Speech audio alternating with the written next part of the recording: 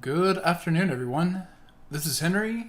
As we get into tonight's video analysis, I want to start off here with the SPX. You had a really unique spot here in the SPX, of course, having made the new lifetime high on Thursday. I am usually not going to be the trader that comes in and tells you, hey, let's find the top, right? Because markets can be very persistent, especially when you have situations like this daily squeeze having fired. So there are ways that this could continue to move up. And my long-term target right now for SPX is up here closer to 59.25. But, one step at a time. And more so what I wanted to bring you today was a approach of being a little more defensive, right? Again, acknowledging that from this wick made on September 11th, we have seen a serious propulsion up. And there's a lot of that momentum that is still moving.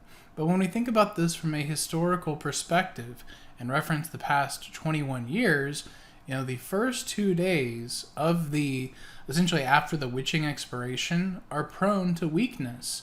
Now, of course, we didn't see that today, and it does not have to come through tomorrow. But I am considering the potential that it will, because we are also right against a 1272 extension. So I like doing the Fibonacci analysis because it requires no proprietary tools.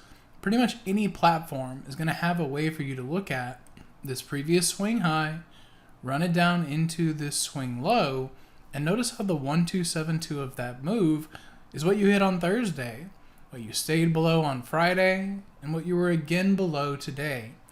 So if the market pops up tomorrow and just keeps going, well, again, that's a testament to the strength of it and the squeeze. I have 2 more targets overhead.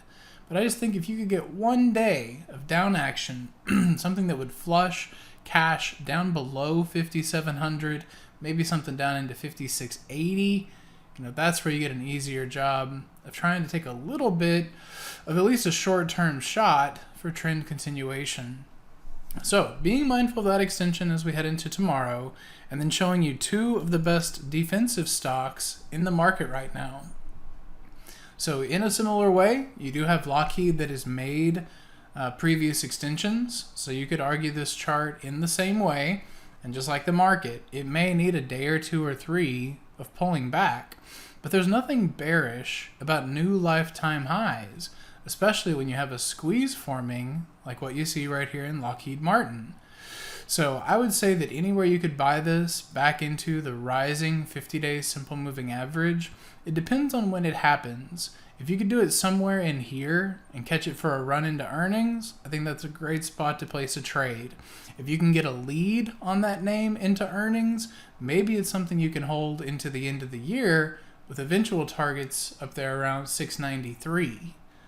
So after Lockheed, Raytheon, a companion stock to Lockheed, and interestingly enough, showing very similar signals. So just like our 2 previous charts, a pullback, maybe a little bit of consolidation could be what you need here. But when I see these daily squeezes, where the momentum of the histogram is starting to turn up, when you are closing above the 21 EMA, I'm going to start to look for extensions above the previous swing high. I think Raytheon has a good target at 129, and that may be a little bit more accessible for smaller accounts. So that's my somewhat defensive stance on the SPX. That's 2 of the better defensive stocks that I've got in my watch list, and I hope you find them a helpful complement to your trading.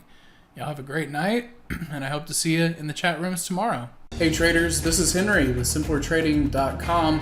I wanted to thank you for watching today's video. I hope you found it helpful, and if so, be sure to click the like and subscribe buttons down below.